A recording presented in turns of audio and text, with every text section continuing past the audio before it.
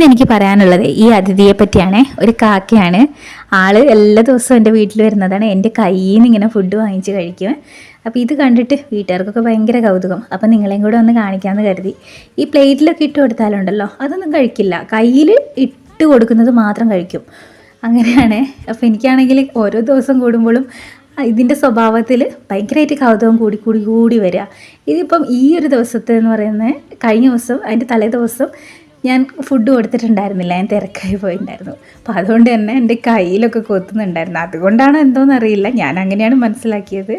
ഓരോ ദിവസം കഴിയുന്തോറും എന്നോട് കാക്കകളുടെ അടുപ്പം കൂടി വരുന്നുണ്ടെന്ന് എനിക്ക് നല്ല പോലെ മനസ്സിലാവുന്നുണ്ട്.